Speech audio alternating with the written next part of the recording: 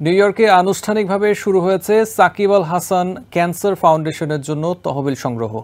এই উপলক্ষে Saint Jones বিশ্ববিদ্যালয়ের দ্য অ্যাঞ্জেলো বলরুমে আয়োজিত অনুষ্ঠানে উপস্থিত ছিলেন বাংলাদেশি কমিউনিটির শতাধিক আমন্ত্রিত অতিথি। নানা পেশাজীবী মানুষ পেশাগত এবং আর্থিক সহযোগিতা দিয়ে ফাউন্ডেশনের পাশে থাকবেন বলে আশ্বস্ত করেছেন।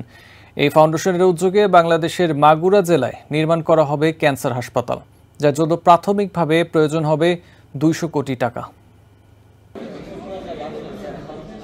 বাংলাদেশে ক্যান্সার আক্রান্ত রোগীদের মধ্যে সচেতনতা তৈরি এবং তাদের কম মূল্যে চিকিৎসা সেবা দিতে 2023 সালের 24 মার্চ ক্যান্সার ফাউন্ডেশনের কার্যক্রম শুরু করেন ক্রিকেটার সাকিব আল হাসান।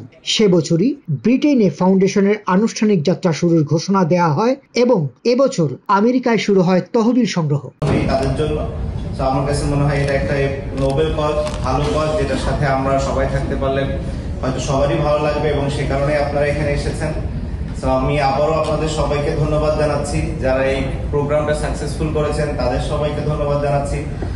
যারা তাদের অনেক মূল্যবান সময় ব্যয় করে এখানে এসেছেন, এতক্ষণ ধরে আছেন, তাদের সবাইকে ধন্যবাদ জানাচ্ছি।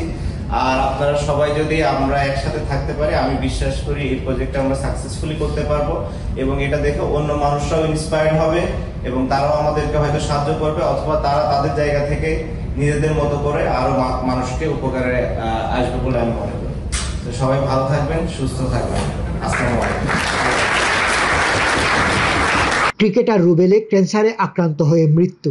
সাকিব আল হাসানের স্ত্রী উম্মে আহমেদ শিশির তার বাবা মাকে হারিয়েছেন ক্যান্সারের কারণে। প্রিয়জনদের হারানোর বেদনা থেকেই ফাউন্ডেশনের মাধ্যমে বাংলাদেশের মাগুরা জেলায় বিশ্বমানের ক্যান্সার হাসপাতাল নির্মাণের উদ্যোগ নেন সাকিব আল হাসান। অন্যান্য মানুষদেরকে সাথে নিয়ে সাকসেসফুলি করতে পারবো, যেটার মাধ্যমে শুধু বাংলাদেশে না, বাংলাদেশের বাইরের মানুষকে আমরা হয়তো সেবা দিতে পারবো এবং মিলিয়নস অফ বাংলাদেশিদের আমরা উপকারে আসতে পারবো।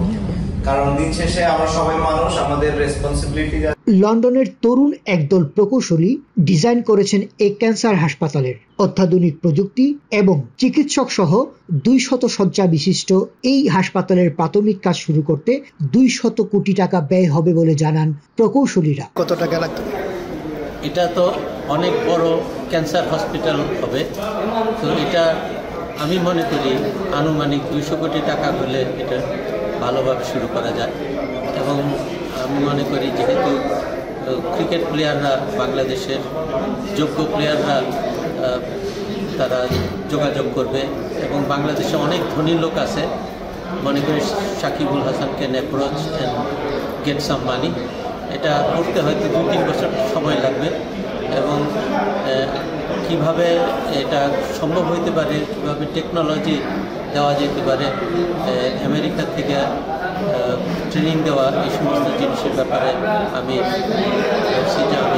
সাহায্য করব এবং এটা বড় প্রজেক্ট, সবার সহযোগিতা ছাড়া এটা সম্ভব না। আমি মনে করি এটা খুবই একটা ভালো প্রজেক্ট।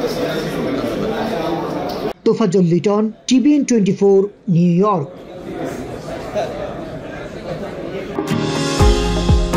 নিউ ইয়র্ক থেকে সম্প্রচারিত TVN 24 টেলিভিশন বিশ্বজুড়ে বাঙালির কণ্ঠস্বর।